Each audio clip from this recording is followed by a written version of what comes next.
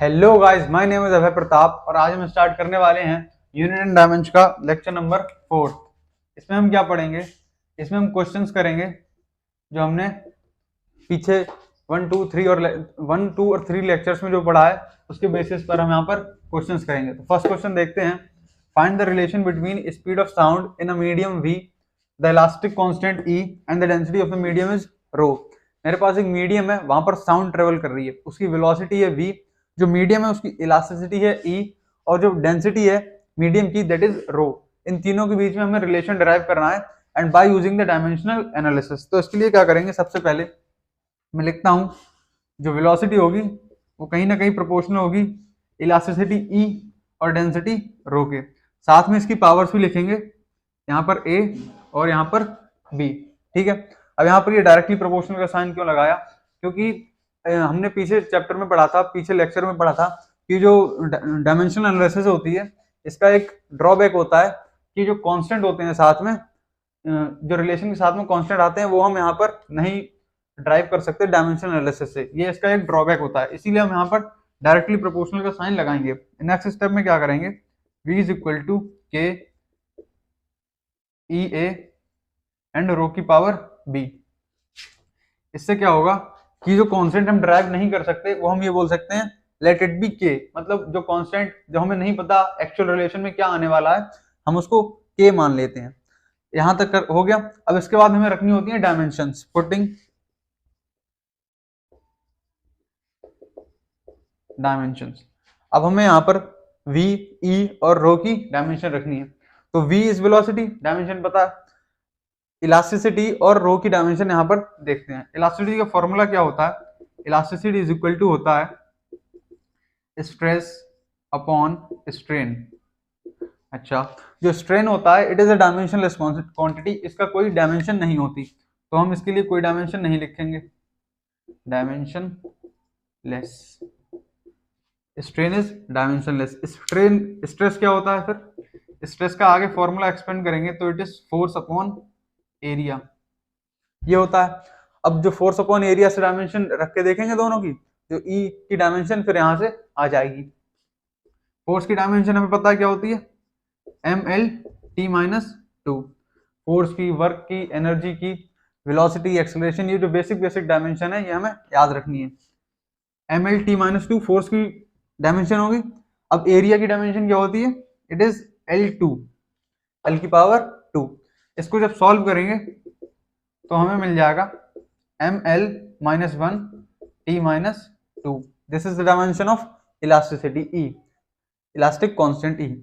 अब हम देखते हैं डेंसिटी की क्या डायमेंशन होगी। Density rho is equal to होता है मास अपॉन वॉल्यूम। तो मास के लिए लिखेंगे m और वॉल्यूम के लिए एल क्यूब। इसको जब सॉल्व करेंगे तो डेंसिटी की जो डायमेंशन आ जाएगी it will be M L minus three. L three है ना नीचे, ऊपर जाएगा तो इसकी पावर चेंज होकर के -3 में कन्वर्ट हो जाएगी। इन दोनों डायमेंशन जब हम इस इक्वेशन में रखेंगे तो v की dimension L T minus one, या फिर हम बोल सकते हैं एम जीरो एल वन और टी माइनस वन। के की डायमेंशन लिखनी नहीं है, बस यहाँ पर के लिख देते हैं, डायमेंशन नहीं लिखेंगे, केवल के लिख देते हैं। ई की डायमेंशन क्या निकालेंगे? M L minus one and T minus two और इसकी पावर ए। रो की डायमेंशन क्या है? M L minus three and power B. यहां तक हो गया। अब पहले m और l और t को एक साथ लाना है, उनकी सारी की सारी पावर्स आपस में लानी है। m zero L one T minus one, यहाँ पर के m को साथ साथ लाएंगे तो यहां से हो जाएगा m की पावर a और वहां से प्लस m की पावर b। l के लिए यहाँ -1 और a, तो यहाँ हो जाएगा -a, और यहाँ पर l -3 और b, तो आगे हो जाएगा -3b। t के लिए चलें तो यहाँ पर t तो है नहीं, यहाँ पर है केवल, t के लिए आ जाएगा t की पावर -2a। ठीक है, अब कंपैरिजन करना है। यहाँ पर m की पावर, यहाँ पर m की पावर से कंपेयर करनी है, l की पावर l की पावर से कंपेयर करनी है, एंड t की पावर t की पावर से कंपेयर करनी है। तो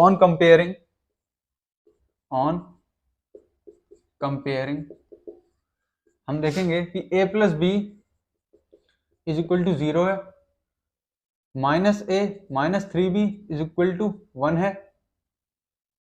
और minus 2a is equal to -1 है। कंपेयर कर लिया m की पावर m से, l की l से, और t की t से। इन दोनों तीनों इक्वेशन से हमें a और b की वैल्यूज निकालनी है। तो इसकी a की वैल्यू तो यहां से निकल सकती है, माइनस माइनस आपस में कैंसिल हो जाएंगे, एंड a विल बी 1/2। ये आ गया यहाँ से थर्ड इक्वेशन से 1/2। अब इस a को हम फर्स्ट इक्वेशन में अगर रखें तो b हमारे पास आ जाएगा, b विल बी -1/2। वैल्यूज आ गई a की और b की। इस थर्ड इक्वेशन से a की वैल्यू निकाली है, और उसके बाद इसको b में पुट किया, फर्स्ट इक्वेशन में पुट किया, तो हमारे पास b की वैल्यू आ गई। अब a और b को हम इस इक्वेशन में रखेंगे, इसमें जो ये इक्वेशन है इक्वल टू वाली, इसमें रखेंगे रिलेशन को ड्राइव करने के लिए। तो लेट सपोज यहां पर रख लेते हैं v is equal to k e की पावर a है और रो की पावर b है। सॉल्व करेंगे तो v is equal to k e की पावर a यानी e की पावर 1/2, और रो यानी डेंसिटी उसकी पावर है -1/2। अब जब पावर माइनस में होती है तब जो वेरिएबल है वो डिनोमिनेटर में चला जाता है, तो जो फाइनल आंसर आ जाएगा that will be v is equal to k under root e upon rho. This is the final answer. 1/2 मतलब अंडर रूट। ओके, देख लीजिए इसको। इसके बाद नेक्स्ट क्वेश्चन करते हैं। नेक्स्ट क्वेश्चन देखते हैं हम। इसमें हमें बताना है कि जो वन डर वाल इक्वेशन होती है उसमें कांस्टेंट होते हैं a एंड b, उन दोनों की डायमेंशंस बतानी है। सबसे पहले वन डर वाल इक्वेशन लिखते हैं फॉर 1 मोल। 1 मोल के लिए वन डर वाल इक्वेशन क्या लिखते हैं, it's p plus a upon v square v minus b is equal to RT। ये वन डर वाल इक्वेशन होती है 1 मोल के लिए। तो हमें यहाँ पर बताना है कि जो कांस्टेंट a और b हैं इन दोनों की डायमेंशंस लिखनी है। तो इस क्वेश्चन को सॉल्व करने के लिए हम फॉलो करेंगे principle of homogeneity. According to the principle of homogeneity, principle of homogeneity क्या बोलता है, that same dimension quantities can be added और सब्ट्रैक्टेड। मतलब वही क्वांटिटीज ऐड या फिर सब्ट्रैक्ट कर सकते हैं हम जिनकी डायमेंशंस सेम हो। तो यहाँ पर तो दोनों हो रहा है, यहाँ पर एडिशन हो रहा है और यहाँ पर सब्ट्रैक्शन हो रहा है। और प्रिंसिपल ऑफ होमोजेनिटी यही बोलता है कि सेम डायमेंशन होनी चाहिए, तभी हम ऐड या फिर सब्ट्रैक्ट कर सकते हैं। तो वही यहाँ पर लगाएंगे। तो इसका मतलब p प्लस ये value a upon v square add हो रही है, इसका मतलब कहीं ना कहीं इसकी डायमेंशन इस प्रेशर के बराबर होगी, इस पूरी की dimension a upon v square की। तो उसी को यूज करते हुए इसको सॉल्व करेंगे। According to principle of homogeneity हम लिख सकते हैं p is equal to a upon v square. According to principle of homogeneity, principle of homogeneity यही बोलता है ना, उसके अकॉर्डिंग हमने ये यहाँ पर लिखा है। प्रेशर की डायमेंशन अब लिखेंगे, ये होती है mL(T-2) फोर्स अपॉन एरिया, मतलब L2, mL(T-2) अपॉन L2। इसको सॉल्व करेंगे तो हमारे पास आ जाएगा mL-1 और T-2, ये आ जाएगी प्रेशर की dimension.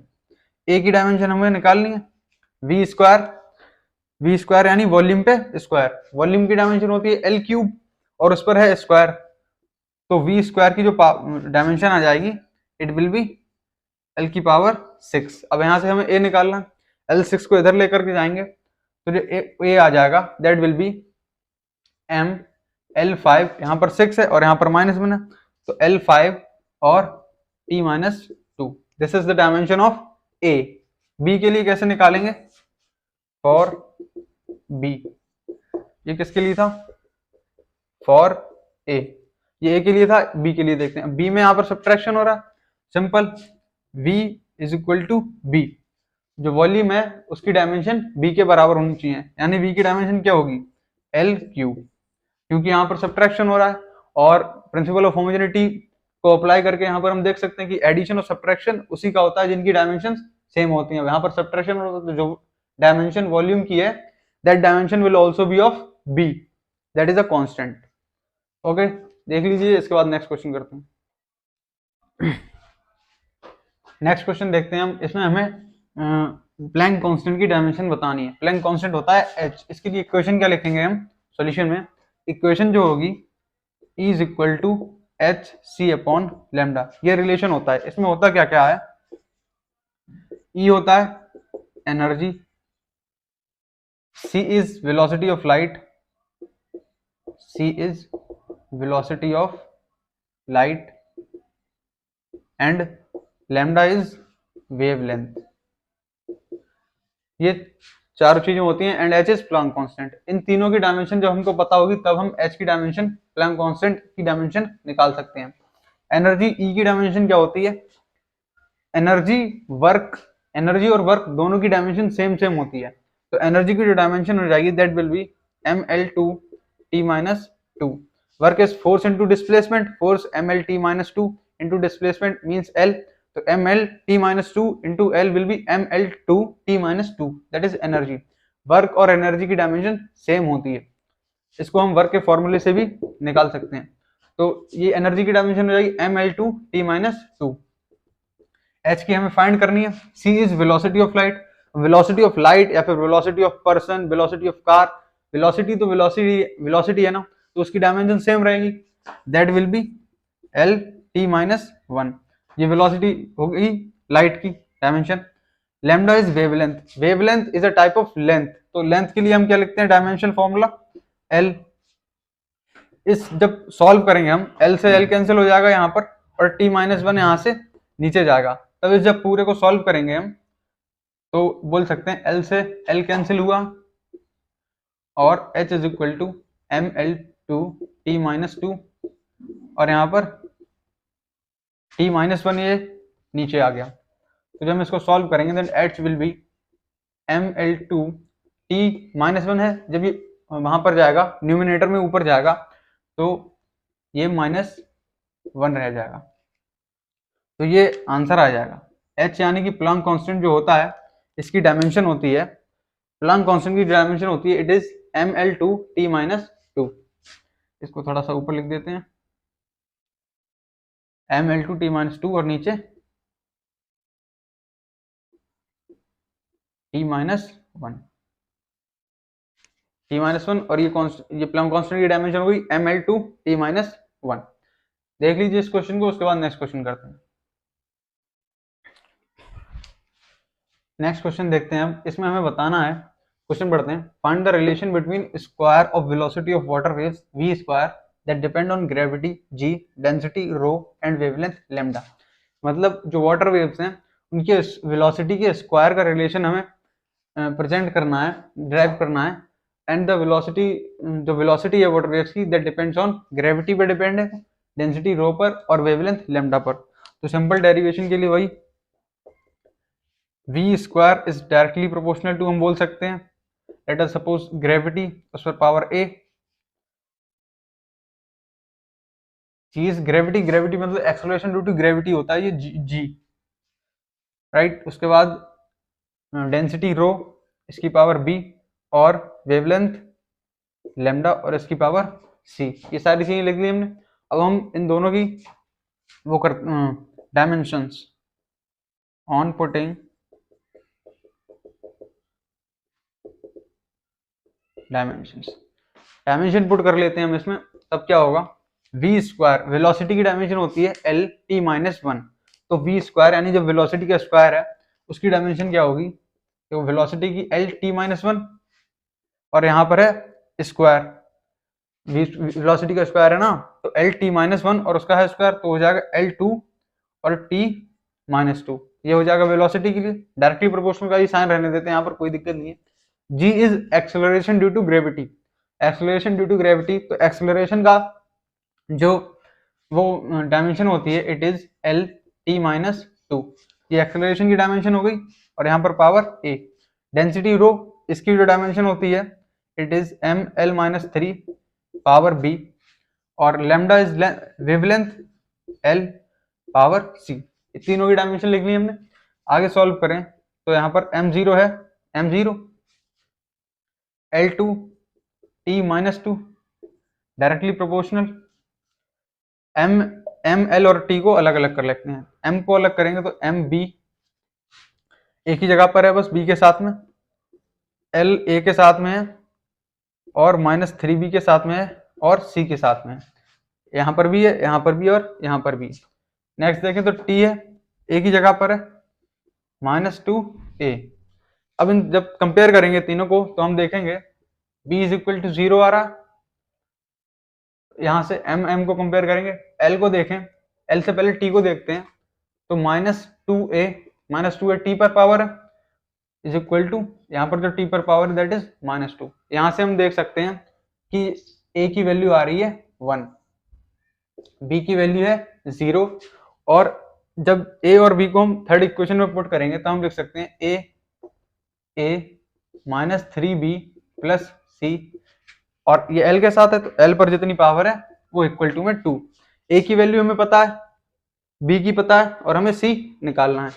a is 1 -3b, b है 0 plus c is equal to 2। यहाँ पर ये टर्म 0 हो जाएगी, c आ जाएगा 1, यानी b 0 a 1 है और c 1 है। अब इसको हम इस इक्वेशन में रखें, a b और c की वैल्यूज को फर्स्ट इक्वेशन में रखेंगे जब, तो हम देख सकते हैं that v square is directly proportional to g power a, मतलब g की पावर 1। डेंसिटी रो है, उसकी पावर है b, यानी डेंसिटी की पावर 0, और वेवलेंथ लैम्डा उसकी पावर है c यानी कि 1।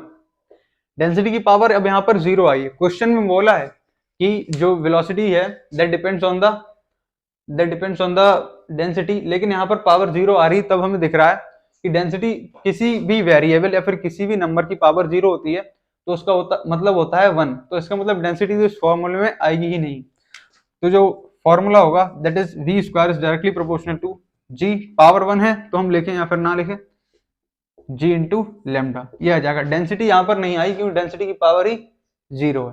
ओके, देख लीजिए इस क्वेश्चन को।